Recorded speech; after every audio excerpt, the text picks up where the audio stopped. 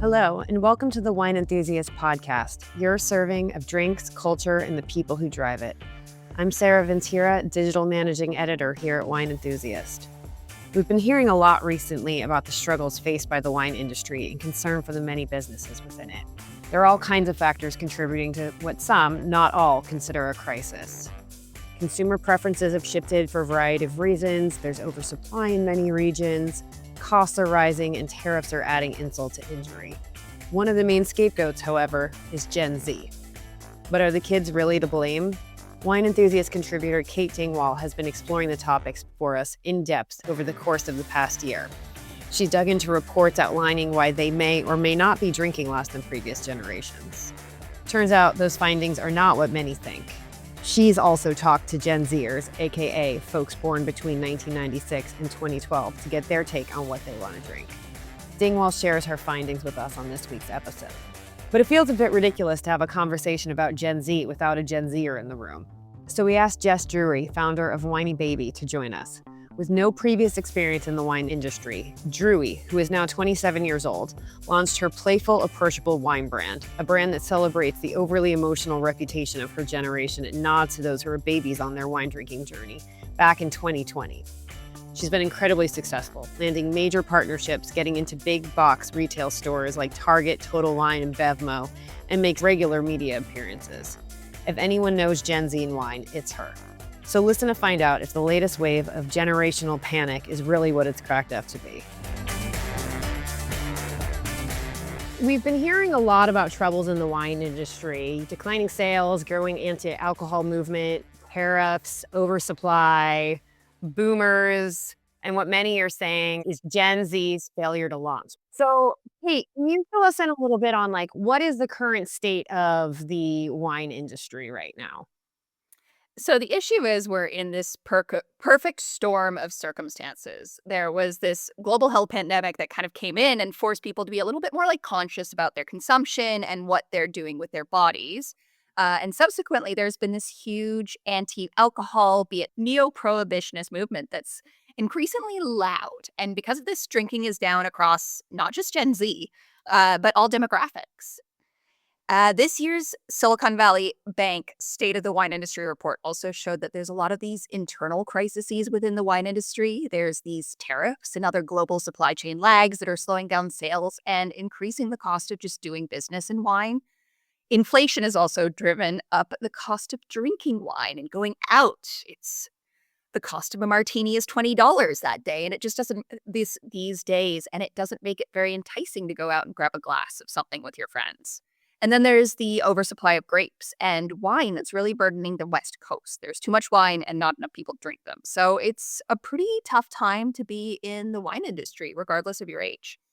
And there's this whole generational changing of the guards. Baby boomers, who are the folks who purchase the most wine and consume the most wine, are sunsetting, which means they're not really participating as much in the wine market. And younger generations just aren't stepping up, kind of for all of the above reasons. So almost wrongfully, the Gen Z has been given this title of failing to launch into wine. They're not into it, and we're doomed as an industry, as some of the headlines are saying. Yeah, I mean, they get pretty bleak, and a lot of people are very stressed out about, these conversations and these topics that are coming up, and the data points. Jess, from what can you tell us about, Gen Z's role in these crises as, a Gen Z expert?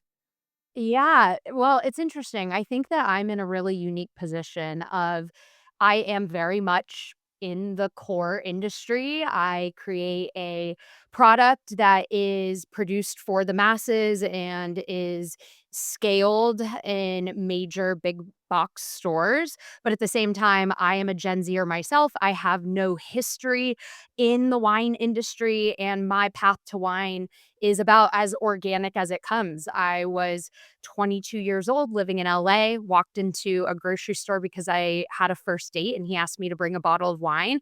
And I went, oh my gosh, I know nothing about wine. What do I grab? And so over the past now 5, 6 years, I've kind of been this middleman and have viewed myself as a translator for the consumers to the industry itself.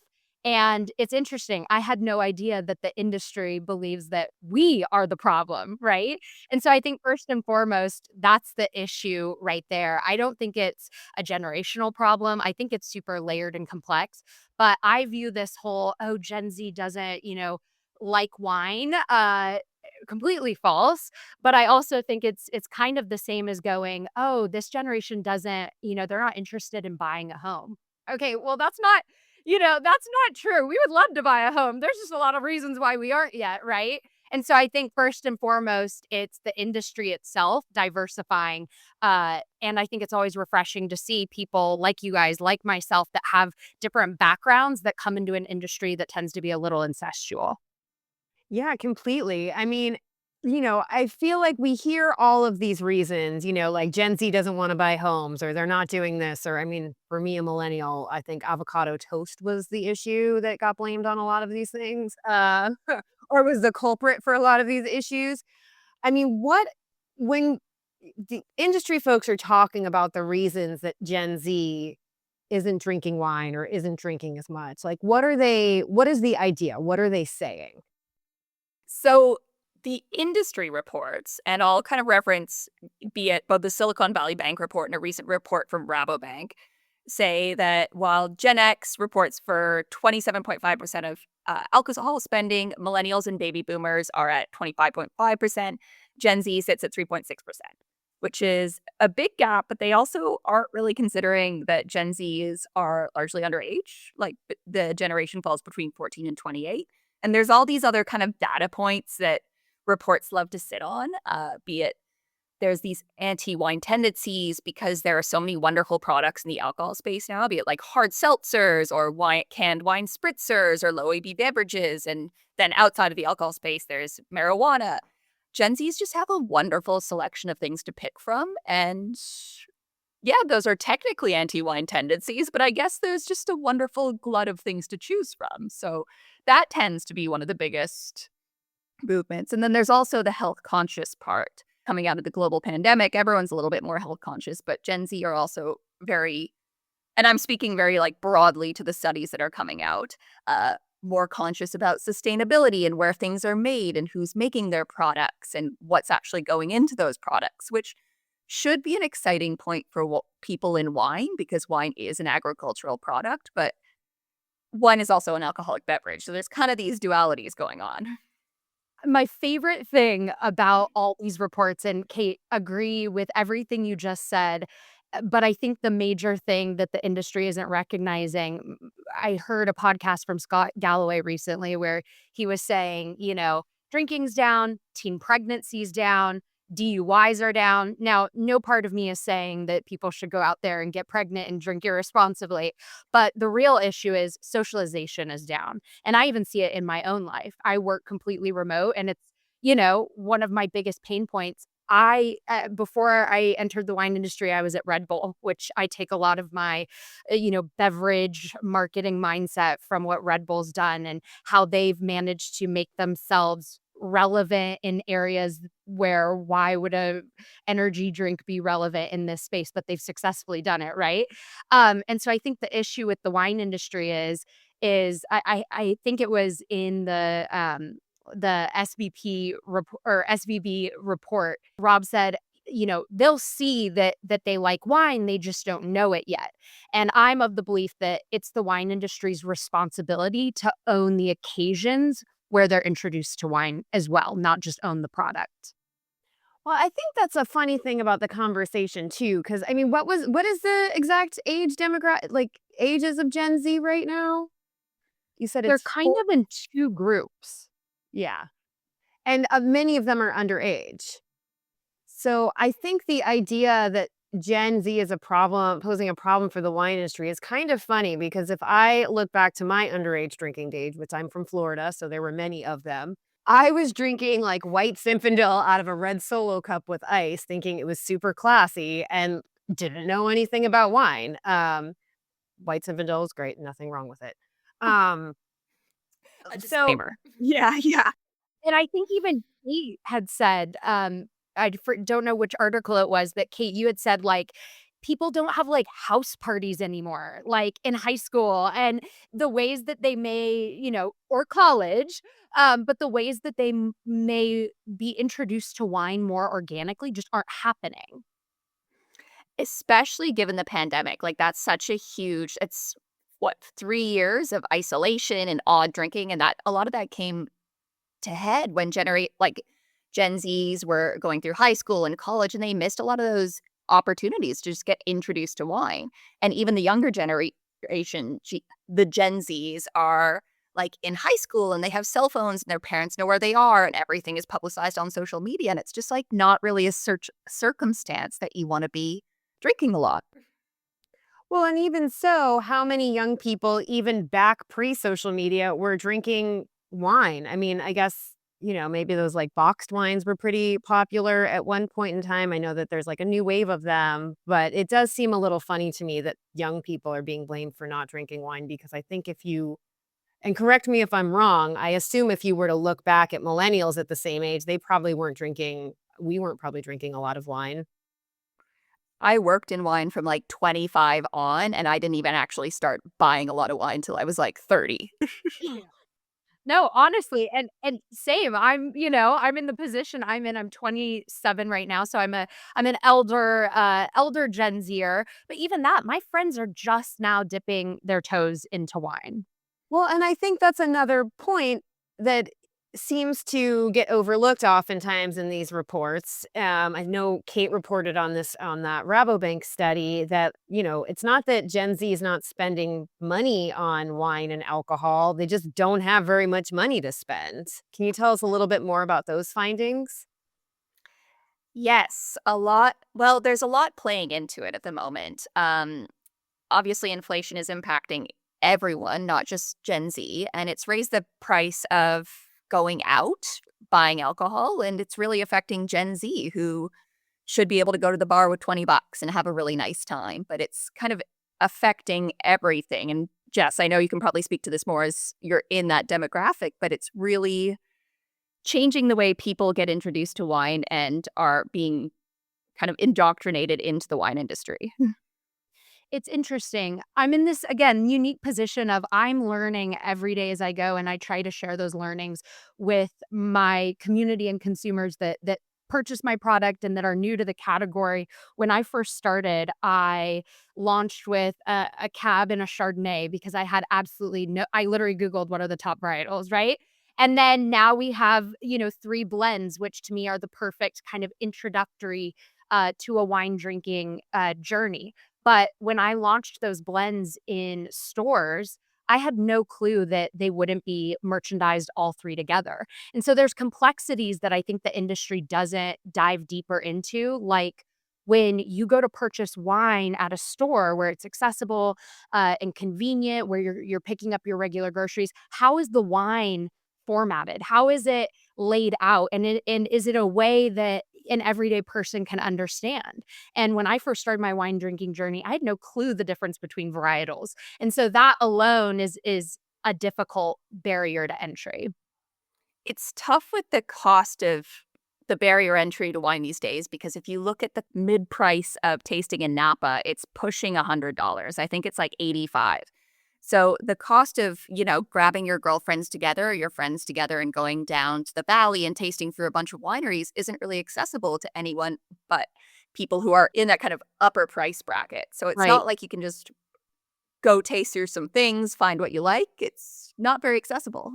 We have an interesting issue in the industry as well of there's just this belief that say 17.99, 19.99 bottle of wine isn't as good as, a higher price than that. And I think that we have, just the other day, it's funny because the negative comments I get are really always just industry people, right? And so I try to really do a good job of understanding like the everyday consumer versus, the loudest people tend to be the people who have been in the industry for years. But someone commented on one of my whiny baby reels and said, "Oh my gosh, $17 for a California bottle of wine, you can get so many other amazing, European wines for way cheaper." And I really was sitting with that comment and trying to, like, understand it, and I think there's an interesting issue we have at hand as well of getting the consumer to understand the difference between regions and the fact that you can have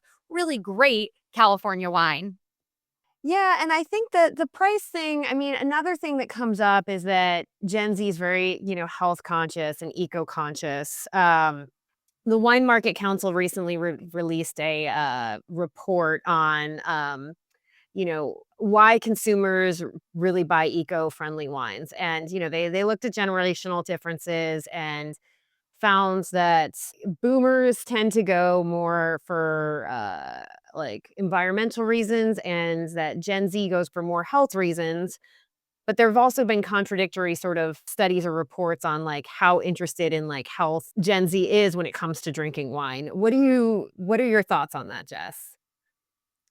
I have a lot of mixed thoughts on this because I think first and foremost, I have never, I'm in the alcohol industry, so I didn't necessarily set out to be in the wellness space, if you will, right? I think that anybody will agree, if you're of that belief, it's like, well, no drinking, right? I would like to see these reports compare the amount of Gen Zers that smoke puffs or what are they called, right? I mean, they're at every like Gen Z gathering. If you they're I don't even know what you would call them. They're the Like little vape pens?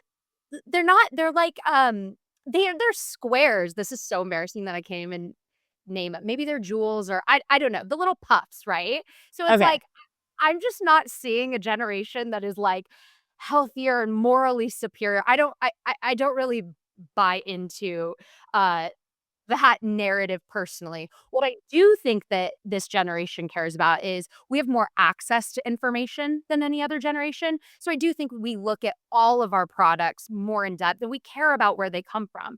I'm sure we could sit here and talk forever about the quote unquote natural wine space, but I really try to take a lot of observations from small batch producers and see how they can be applied at scale. And what I've found and what I try to apply to our winemaking is what those smaller batch producers have done a good job of is being more transparent about how the product's actually made, about storytelling, and about creating packaging that's a bit more fun and approachable. So I think that Gen Z, more than any other generation, cares across the board about how their products are made. But I don't think that necessarily when they go to buy wine, I think they care more about how they feel, if I'm being honest. Ooh, interesting. One of the coolest things I found in that Wine Market Council study is that they asked younger consumers if personal health was one of the bigger reasons to buy eco-friendly wines. And more people were interested in supporting farmers and producers than actually buying eco-conscious, like more healthier wine. So I thought that was really cool, especially like being wine is in an agricultural field technically, and people are caring where their products came from and who made them, which is kind of an exciting thing to think about. I love And that. it's I couldn't agree more. and it sounds like also willing to, put the little amount of money that they have behind supporting these sorts of products. Is that accurate? I think so. And I think it's like if you can spend $2 more and buy a product that you believe a lot more in, that means more to them. Yeah, and this is super, like, in the industry specific, but it's so important because I think people aren't realizing what's happening is, my friends, for the most part, go into a grocery store and buy wine on their weekly, grocery run. And I think people don't realize how complicated I certainly had no idea what I probably wouldn't have entered into, starting my own wine company if I knew how hard it was. The process of getting your wine on store shelves available to the masses is very, very difficult. And so there's a reason why we're not seeing, we're not seeing the trends of what, people go and drink at their local wine bar being reflected in mass stores. And so I think that right there is a big area that the industry can lean into solving. There is a piece in the New York Times recently that said Gen Z and millennials love to go out to wine bars, but mainly because of the vibe of them. They really buy into the experience of going into a really cool place, and maybe they're not drinking, but they're there for kind of the community aspect. 100%. I mean, I may be an eternal optimist, but I hear all the doom and gloom reports and I'm like, what are you talking about? Like, I don't know if you guys agree with this, but there's a rise in like hobbies, there's a rise in homemaking, there's a rise in dinner parties. All three of those things are like wine is made for those occasions. So I get excited about the opportunity ahead. That's what excites me a lot about Gen Z. Millennials and Gen Z are two of the most educated generations ever. Gen Z specifically like loves hobbies. They love trying things. They love like picking up a new skill. And you can see that a lot on like Instagram and TikTok. And that should be a really exciting moment for the wine industry. That should be something we lean into and say, how do we get the new knitting or dinner parties to be like learning about wine and pairing things and trying different things. Like we should be leaning into that. That should be a big white spot for the industry. And I think we're kind of wrapped up in the doom and gloom headlines rather than kind of exploring and trying new things to bring in that new generation. Definitely. Yeah, I mean, it just sounds like the latest sort of version of like generational panic, that this is going to get ruined. But, I think a lot of the people talking about this are not in Gen Z. So they're coming at it from that different perspective of, they should be doing it the way we did, which questionable what that even was to begin with. I was actually looking into some of the old headlines about millennials and Gen X. And in 1998, the New York Times said young people, the 21 to 29-year-olds, are turning away from wine. For the $13 billion a year wine industry, the loss couldn't come at a worse time. This is 98. Like, this is 20-something years ago. And it also happened in 2016. The New York Post said, millennials are ruining the American wine industry. So we have heard this all before. That is crazy. You know what it feels like? You know how sometimes at companies, it's like people become obsessed with talking about doing things rather than actually doing things? I feel like it's time that the wine industry maybe takes a hard look and goes, if we've been having the same narrative and we're just passing the blame from generation to generation, maybe it's time that we look at ourselves and get excited and actually do things about it. And again, I was at like a major conference, or I don't know what you want to call it, for a big supplier, a place, a supplier that most people probably go and get their wine at. And I was intimidated, right? I'm new to this industry, but I walked in, it was all the other, it was a retailer, excuse me, and it was all other suppliers there. Everyone knew each other. I was by far the youngest person in the room. And I just feel like the industry would benefit so much if we made it clear. I mean, all my friends, right, are having a hard time if they don't have jobs, hard time finding jobs, right?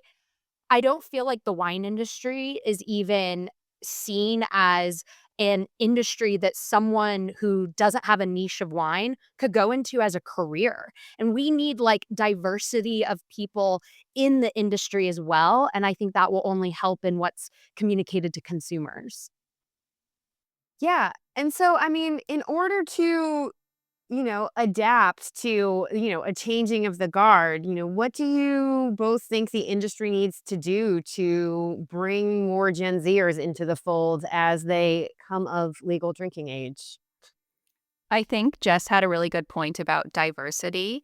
Part of the Rabobank report was noting that wine is a beverage specifically loved by white communities, and it hasn't really been integrated into different communities. It's not a part of their kind of cuisine, and we haven't really leaned into that as an industry either. I have a good friend who is a wine distributor, and she now goes into Thai restaurants and Mexican restaurants and sells her wine, and they're beautiful wines, and she kind of goes in, she has a little education moment, and they buy her wines, and it's all of a sudden you can buy beautiful wines at places that wasn't really a part of before. And that's a great, like, young people eat across a wide variety of cuisines. We don't just eat one specific cuisine every night of the week. So that's a great moment to introduce wine at just like different touch points of younger folks and folks across all demographics, specifically part of their lifestyle. Definitely. I would say for me, without giving away too much of what is ahead for my own company, um, diving into owning the occasions for discovery and the occasions for when people consume wine. So I'm primarily focused on entry point consumers. So observing, how and when they're already drinking and maybe showing them that wine could also be included in that if they're not already seeing it as that. But then it's owning their opportunity to even discover the category. I am constantly if I feel like I'm talking too much to, like, the industry itself, I, like, seriously go out and go to local bars near, college towns, and when I've done that and when I've hosted tastings of my own, I call them, like, local tastemaker tastings for, of age college students, and it's you would be shocked at how many of them go, A, I either never have even tried wine, B, I never viewed it as, like, my go-to drink, and then C, I think this is always funny, so many of them, if they had had wine, they would say, "I have never even had red wine because I just thought I didn't like it," right? And so we make, super crushable, chillable, fun red that's super approachable, but for me, it's all about community and connection, and I really think that that's the pathway, for the wine industry to succeed, and then also entertainment and education. We just need wine and more entertainment, period. We need more entertaining wine content. Um, that's why I'm so excited to be chatting with the both of you because I think you guys are part of that, element of the solution in so many ways, so it's an exciting time. It's an exciting time. I think the generation, like Jess's generation, has so many exciting qualities that make them perfect for wine. We just need to figure out how to get them in the fold. And are there like, you mentioned like chillable reds and, different styles. Are there certain styles or like aspects of wine that seem more attractive to Gen Z than others? I don't know if you guys have seen this trend on TikTok. I don't there's an influencer, Eli Rallo. She's by no means a wine influencer or anything like that, but her parents, are restaurateurs, so she grew up around wine, and she started describing her favorite wines as, like, crunchy, white, crisp wines, and, she's just, like, been on this mission to find the crunchiest white wine, and it was fascinating to watch the response, and so I think that our generation just wants wine that it sounds so silly, I think we've made it so complicated, that's delicious, that doesn't make you feel like shit, that's easy to drink, and that's enjoyable, and so I get really encouraged when I see, mainstream non-wine influencers talking about wine and seeing the response from their followers who, just like that influencer, maybe, isn't a quote unquote "wine person," but gets excited with these trends, and then I have to shout her out, Vin Dealer. If you don't follow her, you should follow her, but she's just bringing the joy element back to wine. She opens up a bottle of wine, does a dance to it, and she's just exactly what the industry needs, and her audience, I would say, is people who aren't predominantly, quote, unquote, "wine people," which is what we need. Is she the one who does the lovely dances outside her window? Yes, yes. Okay. They're So so good. joyful. Yes. I mean, I think it's so easy to dive into the nitty-gritty, but at the end of the day, it's a yummy product that brings people together that is joyful, and if we stick to the roots of that, I'm really encouraged. Yeah. I mean, I think it sounds like the gloom and doom is for naught. And I think things will probably be just fine as they always have been, despite whatever difficulties are going on, and which there are many at the moment. But yeah, I think it sounds like an exciting time. You guys have convinced me.